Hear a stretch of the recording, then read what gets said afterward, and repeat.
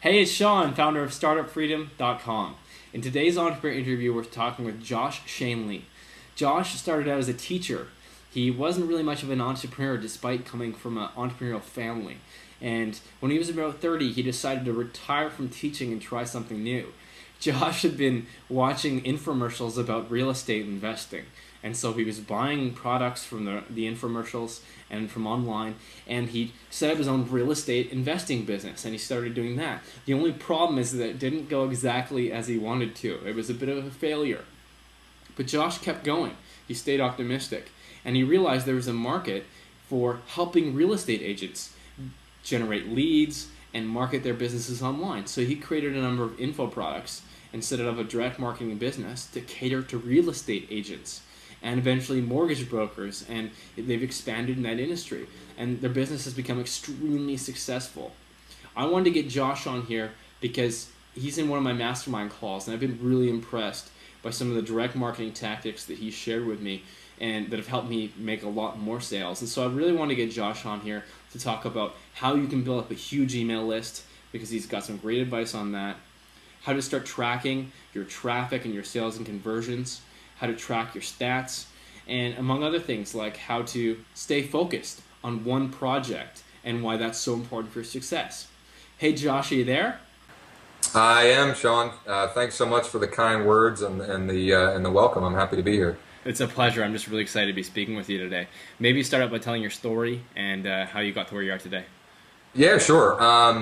I went to college to be a teacher, and even though I had entrepreneurial parents, I wasn't really in the entrepreneur mindset going through college, and even after college, I kind of thought, I'll just go get a job and be an E-quadrant employee, and let the system take care of me. And I think it was a friend or a family friend, I can't remember who. Somebody recommended I read Rich Dad Poor Dad, and I had kind of started like reading about real estate investing and stuff like that, because my wife and we had bought a couple of houses and did okay just fixing them up while we lived in them and selling them. So I kind of started changing my mindset a little bit, but I read Rich Dad Poor Dad, and it totally like changed my life completely. Started investing in real estate, buying places, some to renovate and resell, some to hold on as rentals. And after a couple of years doing that, actually stopped teaching. I retired from teaching. I even get like a retirement check. It's hilarious. I get a check for like $41 a month. It's hilarious. How old are you? I'm 32. That's awesome. So, retired. Yeah, I'll get a check for $41 a month for the rest of my life. Sweet. So anyway, I retired, and I started doing real estate investing full time, or at least that's what I thought I was going to do, just living off the rental income.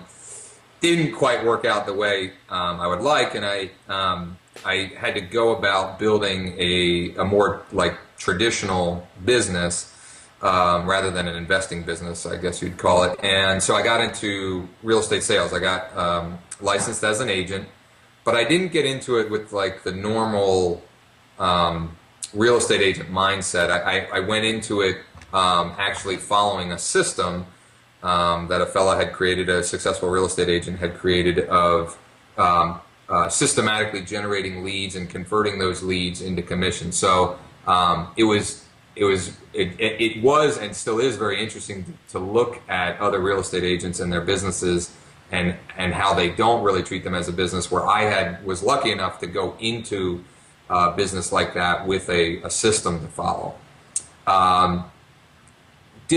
Still have that business. Yeah. I have others that run that. I primarily am like, I guess I'm the rainmaker for that. I generate the leads, and then I refer them out to other agents on my team, and I have a couple of virtual assistants that handle some admin stuff. So I still have that, and then from that I branched out into an information marketing business where we actually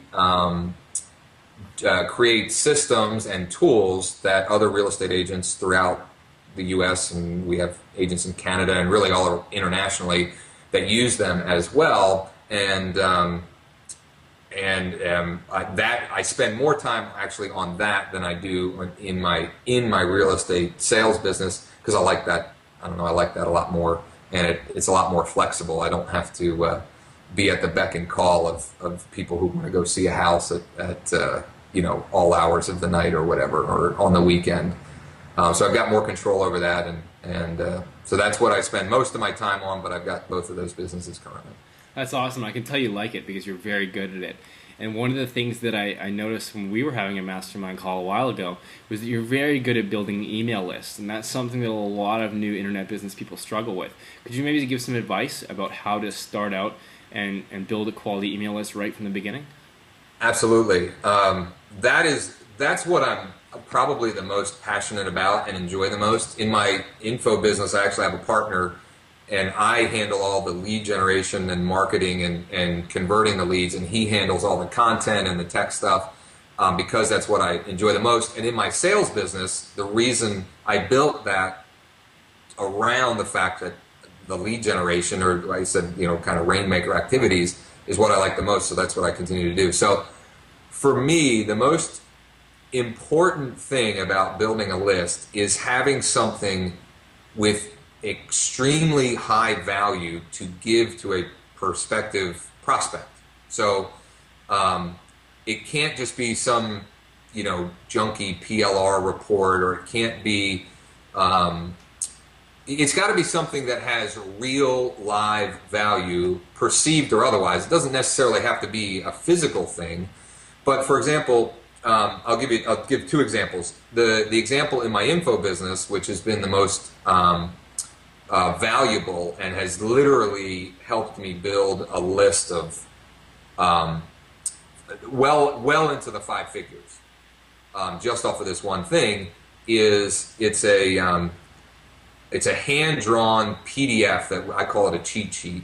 I actually had my mom, who's an artist, she drew it for me. Cool. But it's not just that. That in itself would have some value. It's just a PDF that they can download. But then I give a 35-minute pure content, detailed training about the steps and how each one works, and expand on each one of the steps, because it goes over like 6 steps.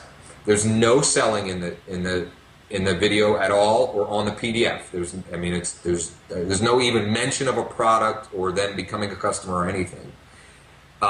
So it works well on many levels. First of all, the actual picture of the PDF, which I use in banner advertising. Now that's not all I do, but that has been, it's extremely eye-catching. So it's been a great banner. So that's been productive. My lead capture page is me. It's an actual video of me, so people can see that I'm a real person. I'm just like them. It's it's not some high-tech thing. It's just me, and I actually hold up. I actually have one framed because it's been so valuable. But I actually hold up like a floppy copy of what they would get and print out, and I just say, look, I'm going to give you this thing, and I'm going to give you a training, and I think I even give them a why. I even tell them just real briefly, I'm doing this because it's helped me grow a wonderful business, and my goal is to help as many people as possible. So I even give them a reason why I'm giving it away. So that's part of it. But then the other part is it's great on the back end because it's pure content and it's good information. If they do, if they never become a customer, they can use that information on that thing and it will add value to their business. Mm-hmm. So there's no expectation, nothing like that. So that, creates a great deal of rapport and reciprocity with a potential prospect. Now, in my sales business, what we do for that is we offer a free list of homes